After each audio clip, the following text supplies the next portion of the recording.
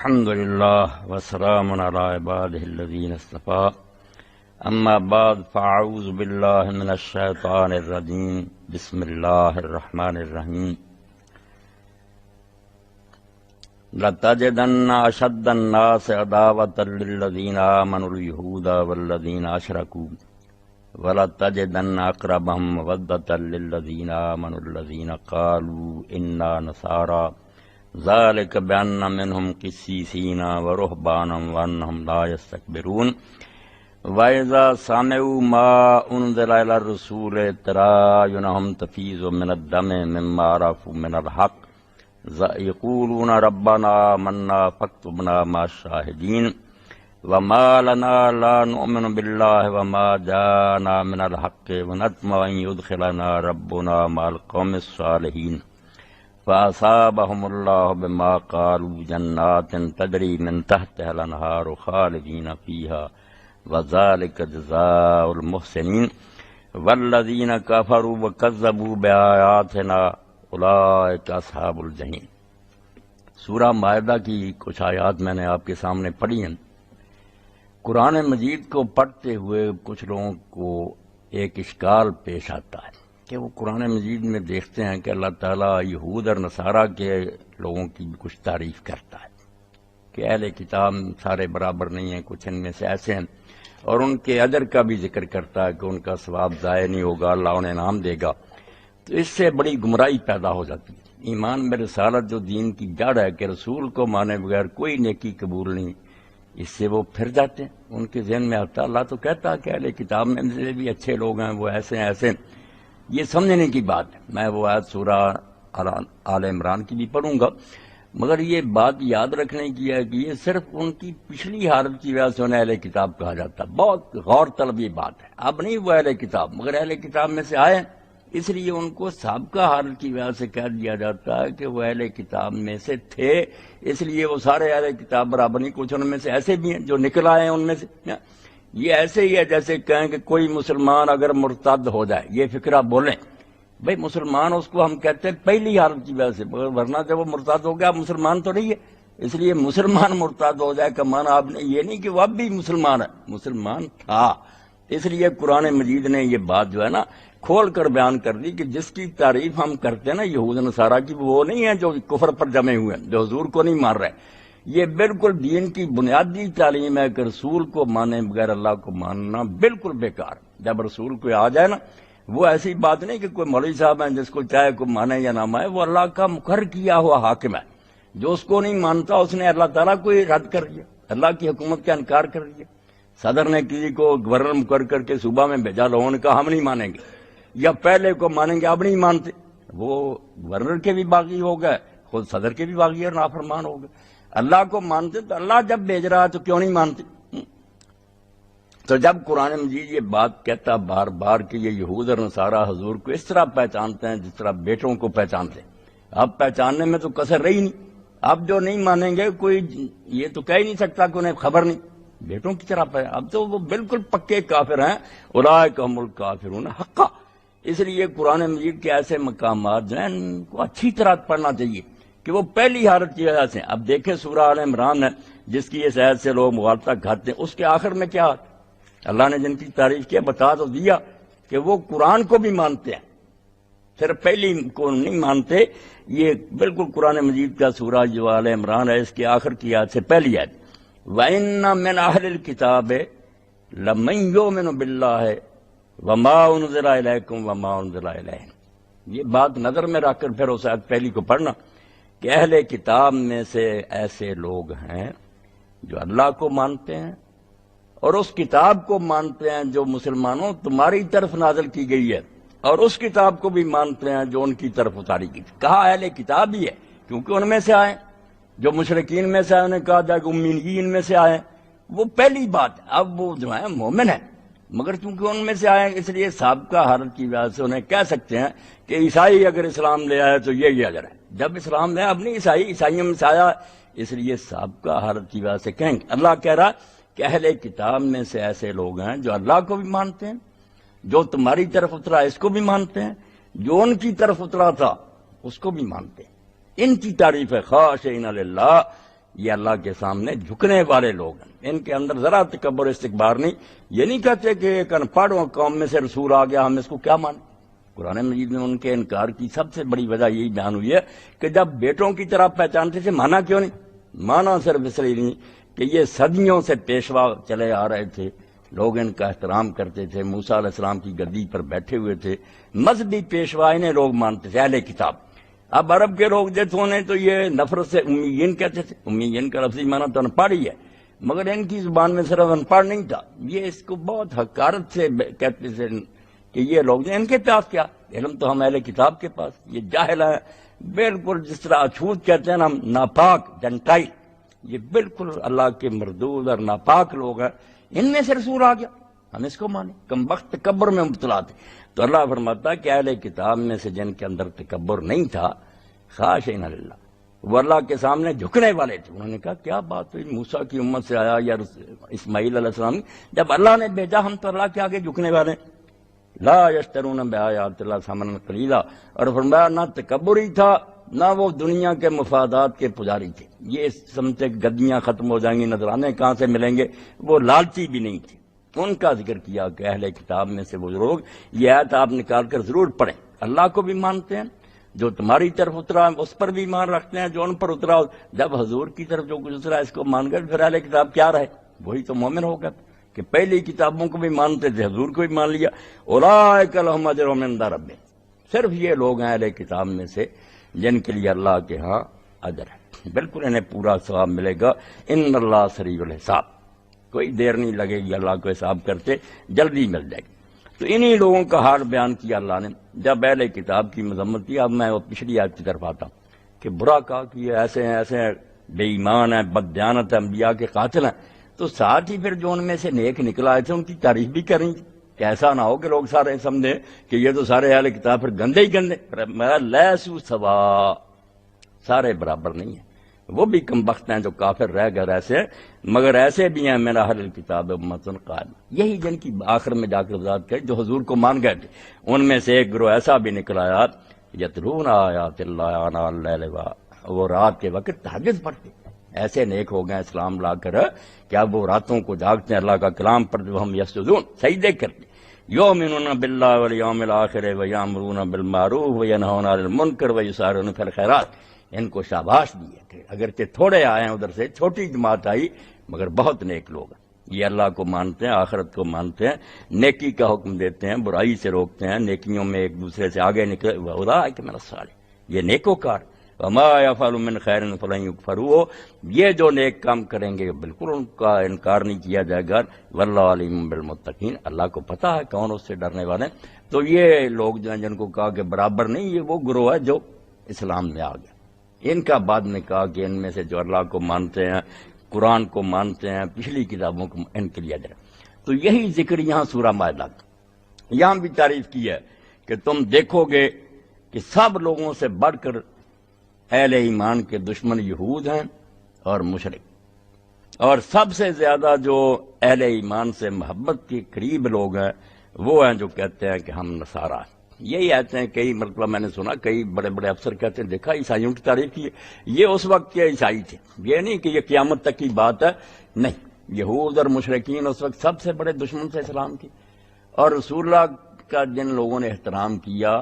ان میں زیادہ وہی لوگ تھے جو نصارہ تھے، اور اللہ نے یہ بھی کہا کہ انہوں نے کہا ہم نصارہ ہیں۔ یہ بات بھی دیکھنے کی، یہ عیسائی اپنے آپ کو نصرانی نہیں کہتے، یہ گالی سمجھتے ہیں، یہ کہتے ہیں یہ تو بت پرست لوگوں نے ہمارا نام رکھا تھا کہ یہ لوگ نصرانی، ہم نہیں نصرانی، ہم کرسچین ہیں، مسیحی ہیں، یہ اپنے لیے مسیحی نام کو فخر سمجھتے۔ نصارہ صرف وہ کہتے تھے جو عیسیٰ علیہ السلام کے سچے پیرو تھے، شمون پطرس کے بچے کھچے تھوڑے سے لوگ، ایک فرقہ رہ گیا تھا جو اللہ کا بندہ مانتا تھا عیسیٰ علیہ السلام کو، خدا نہیں مانتا، وہ نصارہ کہتے تھے کہ ہم ہیں وہ جو اللہ کے دین کے مددگار تھے، یہ چھوٹا سا گروہ، ورنہ عیسائیوں کی کتابیں پڑھیں نصارہ کو گالی سمجھتے ہیں۔ اللہ نے کہا جو کہتے ہیں کہ نصارہ، عیسائی نہیں کہا، جو نصارہ کہتے ہیں وہ چھوٹا سا ٹولہ ایک بچا ہوا آ رہا صحیح دین پر، جو اہل ایمان سے بہت محبت کرتے ہیں۔ ذالک بان منہم قسیسین ورہبانا وانہم لا یستکبرون، یہ اس وجہ سے ہے کہ ان میں درویش بھی ہیں، وہ تارک دنیا ہیں، عالم ہیں، اور ان میں تکبر بھی نہیں ہے۔ اور ان کا حال کیا ہوا پھر یہ قرآن نے بتا دیا کہ یہ نہیں کہ وہ عیسائی رہے ہیں، عیسائی رہتے تو دفع ہوتے، پھر کوئی قرآن نے تعریف نہیں کی جو عیسائی رہا یا یہودی رہا، غلط نہ تشریح کرنا، جو ان میں سے آ گئے اسلام۔ اب بیان کیا کہ ان کا حال کیا ہوا پھر، یہ جو نصارہ کہلاتے تھے اپنے آپ کو، تھوڑا سا گروہ بچا آ رہا تھا اصلی دین پر، یہ کس طرح لپکے پھر، جیسے پیاسا چشمہ دیکھ کر ٹوٹ پڑتا نا، جب قرآن سنا تو روئے اور ٹوٹ پڑے۔ یہ کافر نہیں رہے، قرآن کو ادھر ادھر سے پڑھیں گے گمراہ ہو جائیں گے۔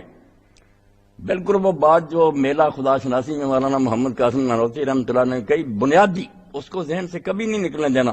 کہ فیصلہ کس چیز سے ہوگا کہ یہ کام اچھا یہ برا، خیر و شر کا معیار کیا ہوگا۔ ہر آدمی جس کو کہہ دے گا اچھا، وہ کوئی گروہ مل کر کہے گا۔ آخری بات جو دیندار لوگوں کو اور علم اخلاق کے ماہرین کو ماننی پڑی کہ نیکی اور بدی کا فیصلہ سوائے اللہ کے کوئی نہیں کرتا، اور کوئی معیار نہیں، جس کو اللہ کہہ دے اچھا وہ اچھا، جس کو کہہ دے غلط وہ غلط۔ یہ یہاں جا کر بات رکتی ہے۔ اب اللہ ہر ایک سے ملے گا، ہاں وہ گلی گلی پھرے گا کہ مجھے بھی ملے اور اس سے ملے، تو اپنے حکم سناتا پھر۔ اس طرح تو دنیا کا کوئی معمولی حاکم بھی نہیں کرتا۔ صدر معمول کرتے ہیں، ایک آرڈیننس جاری کرتے ہیں، اس کے نمائندے لوگوں کو سناتے ہیں، ذرائع ابلاغ پہنچاتے ہیں۔ اللہ مال کے کائنات اس طرح گھڑیوں میں دھکے کھائے نہیں، اس نے انسانوں میں سے چن لیا لوگوں کو، ان کو رسول اور نبی بنایا، ان کو بتا دیا کہ لوگوں کو اطلاع دے دو کہ حاکم حقیقی کے یہ احکام ہے۔ اس لیے جو رسول کو الگ کرے، یہ سورہ النساء میں آپ پڑھ لیں کہ اللہ کہتا ہے جو اللہ اور رسولوں میں فرق کرنا چاہتے ہیں، یہ بہت ضروری بات ہے جو ہر پڑھے لکھے کو سمجھنی چاہیے کہ رسول کو چھوڑ کر دین کوئی شاید اللہ ہے، مگر اللہ ڈائریکٹلی کسی سے تعلق پیدا کرتا ہے، رسول کے ذریعے پیدا کرتا ہے۔ اب اللہ کو اور رسولوں کو جو الگ کرنا چاہتے ہیں، اللہ تعالیٰ نے قرآن مجید میں کہا کہ اولئک هم الکافرون حق، پکے کافر ہیں کہ جب رسول کو درمیان میں سے ہٹا دیا، اب اللہ سے کس طرح ملاقات کریں گے، کس طرح پتہ کریں گے کہ اصلی حاکم کس بات پر راضی ہے ناراض؟ تم نے وہ واسطہ ہی ختم کر دیا جس سے تمہیں احکام پہنچنے تھے۔ اس لیے کہا کہ جو اللہ رسولوں کے درمیان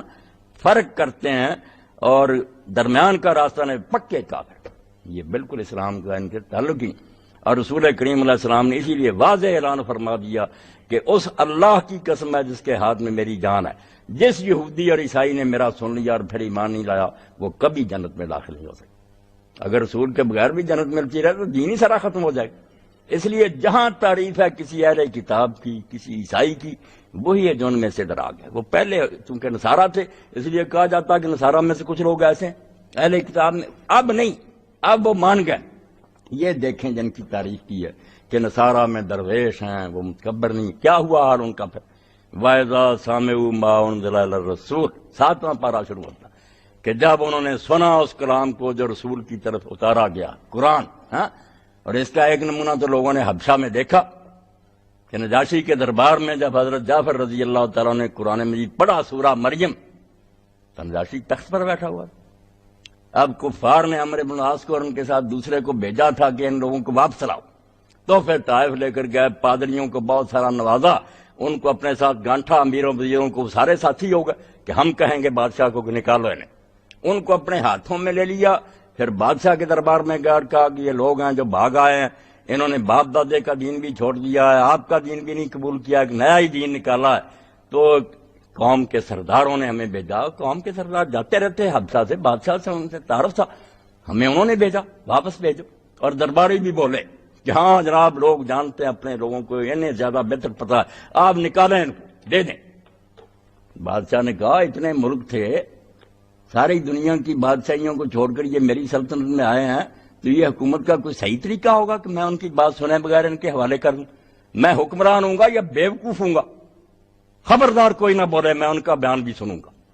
پوچھوں گا کہ وہ کیا کہتے ہیں، بعد میں فیصلہ ہوگا۔ اور یہ بات خود رسول کریم علیہ السلام نے کہی تھی کہ مکہ میں جو تنگی ہے، تم حبشہ چلے جاؤ، وہاں ایک ایسا منصب بادشاہ ہے کہ اس کے ہاں کسی پر ظلم نہیں ہوتا۔ باقی ایسا ہی ثابت ہوا۔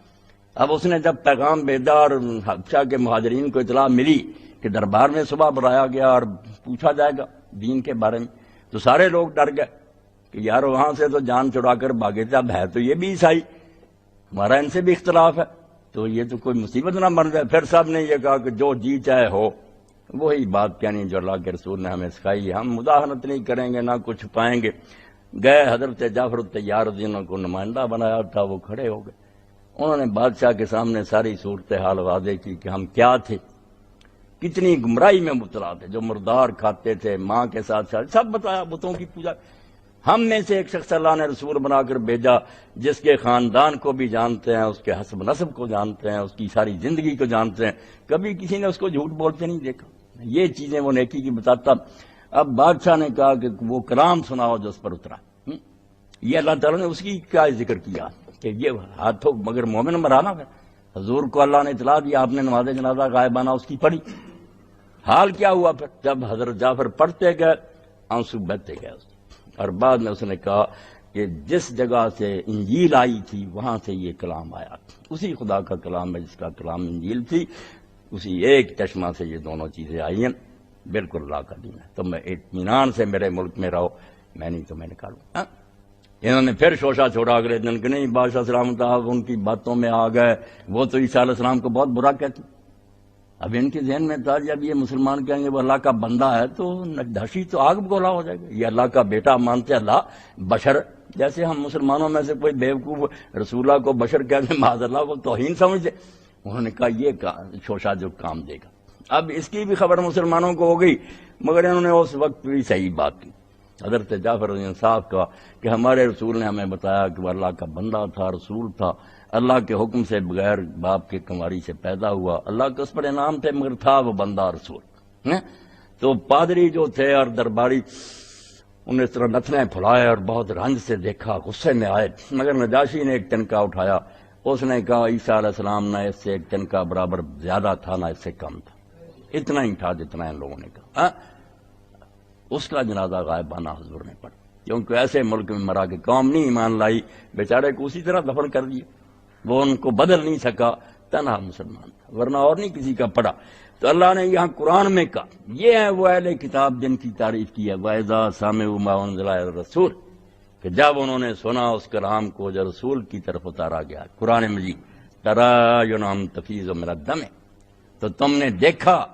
کہ آنسوؤں کی جھڑیاں لگ گئیں، پھر ان کی آنکھیں بہہ پڑی، آنسو جو تھے بہتے تھے، مما عرفوا من الحق،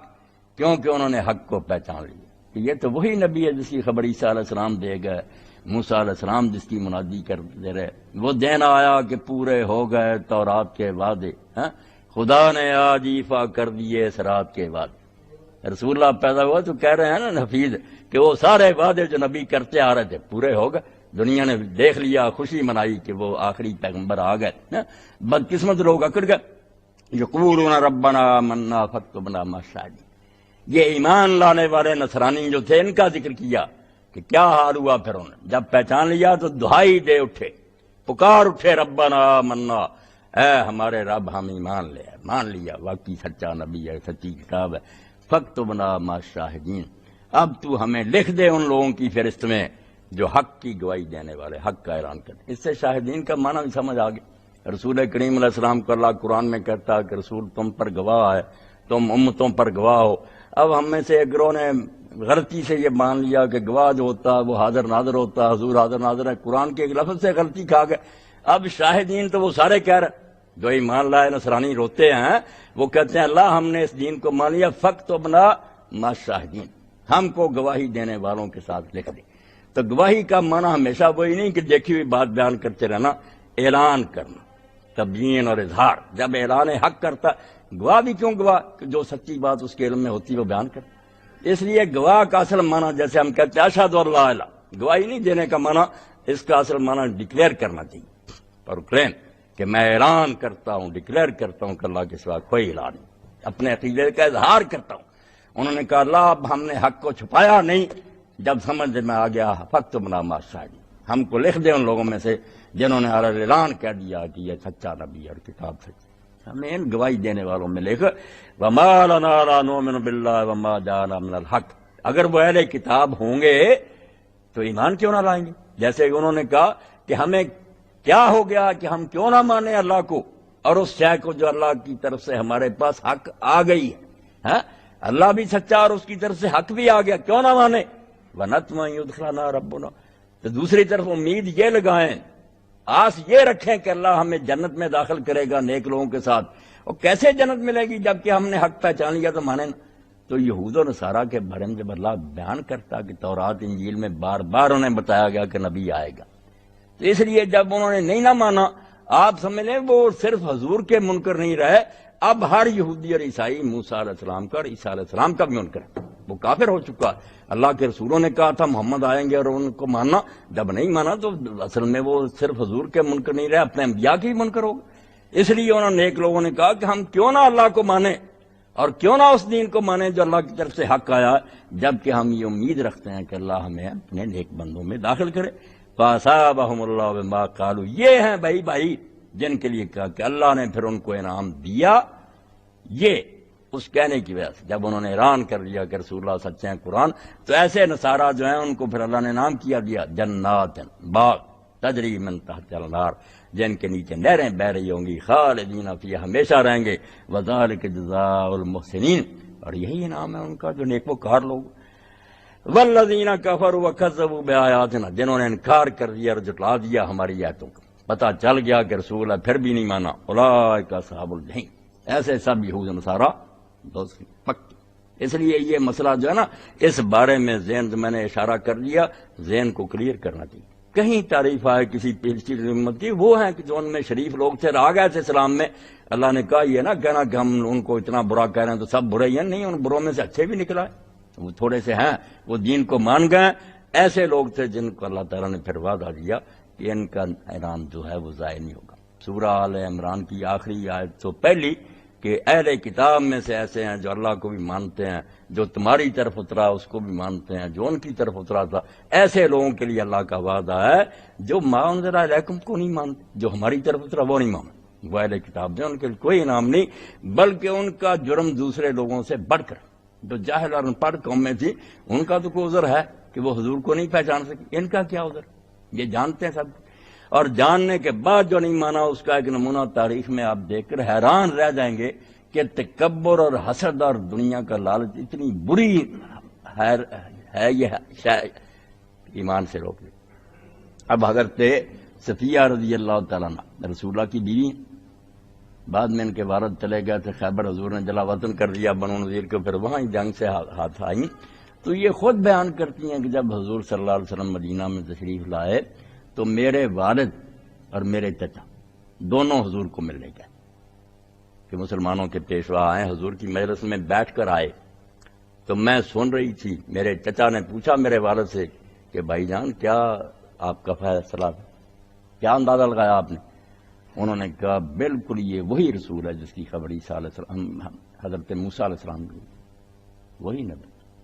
تو انہوں نے پوچھا پھر کیا ارادہ، ماننا یہ نہیں؟ کہنے لگا جب تک جسم میں جان ہے اس کی مخالفت کرے۔ توبہ توبہ۔ اس لیے یہ نہ سمجھیں کہ جو لوگ نہیں مانتے صرف یہ سمجھ نہیں آئی، ایسے لوگ نے وہ کوئی بات نہیں، اللہ انہیں معاف کرے گا۔ ایسے ہیں خبیث جو سمجھ آنے کے باوجود کئی بیماریوں کی وجہ سے رکے ہوئے۔ اس نے کہا یہ کیا بات ہوئی، ایک طرف آپ مانے اللہ کے رسول ہیں، ایک طرف کہہ رہے ہیں جی کی جان مخالفت کرنی۔ انہوں نے کہا بھائی آج تک لوگ ہمیں پیر مانتے رہے، ہم سے فتوے لیتے تھے، اب ہم اس کے مریدوں کی صف میں بیٹھے، تکبر نہیں جاتے۔ قتل ہو گیا، مارا گیا، بیٹی حضور کے نکاح میں آ گئی، مگر اسلام نصیب نہیں ہوا۔ تو جو ان میں سے اچھے تھے جن کا اللہ نے فرمایا ان میں تکبر نہیں تھا، وہ بڑے نہیں بنتے تھے، انہوں نے کہا کوئی بات نہیں، حضرت اسحاق کی اولاد سے نہیں اسماعیل کی اولاد سے آ گیا تب کیا ہوا۔ مگر یہ میرے آپ کے لیے بات ہے کہ ہم سمجھے اسماعیل علیہ السلام کی اولاد سے، یہ یہود کے نزدیک بہت بڑا جرم تھا اور جرم ہے۔ وہ حضرت اسماعیل کو ذرا وزن نہیں دیتے، رسول ہی نہیں مانتے۔ یہ ہم اپنی جگہ مسلمانوں کے گھر پیدا، ہم سمجھتے کوئی فرق نہیں ہم میں، زمین و آسمان کا فرق۔ کم وقت حضرت اسماعیل علیہ السلام کو ہی نہیں نبی مانتے کہ وہ کب نبی تھا، کوئی نبی، اس لیے اس کی اولاد میں سے نبی ہونے کا سوال ہی نہیں پیدا ہو۔ اور ساتھ ہی کہتے ہیں وہ تو تھا، اس کو ہماری ماں کی وجہ سے جلا وطن کر دیا گیا، ہماری ماں سارا ناراض ہوئی، اس نے کہا نکال ابراہیم اس کو، یہ لونڈی زادہ کہاں سے آ گیا۔ تو ابراہیم علیہ السلام کوئی پریشان ہوئے کہ یہ تو بڑی بری بات ہے، میرا بچہ ہے، اللہ نے بڑی مشکل سے دیا ہے، سارا سے تو کوئی ہوا ہی نہیں ابھی، مگر نہیں، اللہ کی طرف سے وہی آئی یہ بائبل میں کہ جو سارا کہتی کر۔ کہتے ہیں ہماری تو یہ عزت ہے کہ ہماری ماں کے لیے اللہ نے حکم اتار دیا تھا، اور جو تم ہاجرہ کو لیے پھرتے لونڈی کو اور اس کے بیٹے اسماعیل، اس کو تو نکال دیا تھا، جنگل میں چھوڑ آئے تھے، جو چاہے بھوکا مرے جن، اور وہاں یہ ویسی ہو کر پرورش پائی۔ الفاظ ہیں بائبل کے کہ یہ جنگل میں پڑا ویسی تھا، کوئی تہذیب نہیں، اس لیے وہ کہتے ہیں اس اسماعیل کی اولاد سے آ گیا، اس کو ہم مان۔ سورہ بقرہ میں آپ دیکھ رہے ہیں وہ کہتے ہیں ہم میں سے کوئی پیدا ہوگا نا ہماری نسل سے اس نبی کو مانیں گے، دوسرے کو نہیں ہم مانتے۔ تو ایسے لوگ اللہ کو بھی نہیں مانتے، اللہ کو مانتے ہوتے تو اللہ کو دیکھتے۔ اور اسی لیے پہلے پارہ میں آپ جو قصہ آدم و ابلیس دیکھتے ہیں کہ اللہ بتا رہا ابلیس نامراد نے بھی کہا تھا کہ یہ مٹی سے پیدا ہوا، میں آگ سے پیدا ہوں۔ یہ نسلی تعصب بات انہی کی طرف اشارہ ہے کہ خبیثوں اس نے بھی دیکھا تھا کہ یہ یہاں سے پیدا ہوا گیا، مگر وہ مردود ہو گیا تھا۔ جو نیک تھے انہوں نے کہا نہیں مٹی سے پیدا ہوا یہ کچھ بھی، ہمیں اللہ نے کہا ہم نے جھکنا، فرشتوں والی خصلت پیدا کرو۔ ابلیس نہ، مگر یہ ابلیس کے پیرو بنے کہ نہیں اسماعیل کی نسل سے ہم نہیں مانیں۔ آج تک کم بخت حضور کی تو گزارا آپ کے بڑوں کی مذمت کرتے ہیں۔ آپ پڑھیں ان کی کتاب میں حضرت اسماعیل اور ہاجرہ کے بارے میں ایسا کچھ لکھتے ہیں، وہ کہتے ہیں سوال ہی نہیں پیدا ان پر اللہ کا کیا نام ہونا تھا، یہاں سے آ گئے محمد صلی اللہ علیہ وسلم۔ اس لیے ان میں سے جو اچھے نکل آئے نا اہل کتاب، اللہ نے ان کی تعریف کی ہے کہ یہ سارے برے نہیں، کچھ انہی میں سے آئے ہیں، اہل کتاب ہی تھے وہ، مگر انہوں نے اللہ کو بھی مان لیا، قرآن کو بھی مان لیا، رسول اللہ کو بھی مان لیا۔ تو مقصد میری بات کا یہ کہ رسول اللہ کو مانے بغیر اب اگر کسی شخص کے ذہن میں نا کہ کوئی آدمی نجات پا سکتا، بالکل غلط بات۔ حضور کی آمد کے بعد جو آپ کو نہیں مانتا وہ اللہ کا بھی منکر، کیونکہ اللہ نے آپ کو بھیجا، وہ اپنے نبیوں کا منکر کہ نبیوں نے پیش گوئیاں کی ہیں، اس لیے وہ ایسا پکا کافر ہے، اولئک هم الکافرون حق۔ دوسرے کچھ کم کافر ہوں گے، یہ بڑے پکے کافر ہیں یہود و نصارہ، ان کے لیے کسی انعام کی کوئی امید نہیں کی جاتی۔ وآخر دعوانا الحمدللہ رب العالمین۔ اب حکیم صاحب محترم آپ کے سامنے حدیث رسول بیان فرمائیں جی۔ اللہ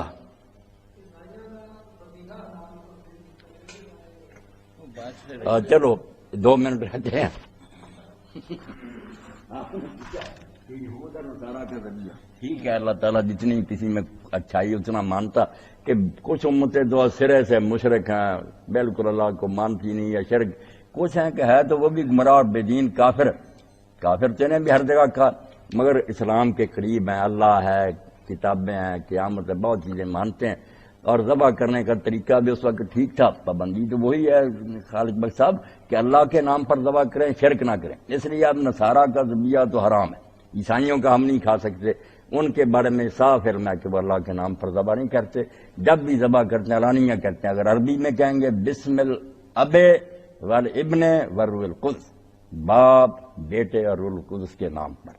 اور اپنی زبان میں بھی کہیں گے پنجابی یہی باپ بیٹے تے روح پاک دے نام تے، 3 خداواں دے نام تے ذبح کر دے، ما الا بالغیب، یہ بالکل حرام کر دے۔ یہود دا ٹھیک، یہود دا بھی درست ہے، یہودی اس بارے بہت پکے، خالص اللہ کے نام سے ذبح کر دے، پاویں وہ کسی زبان سے نہ لڑ،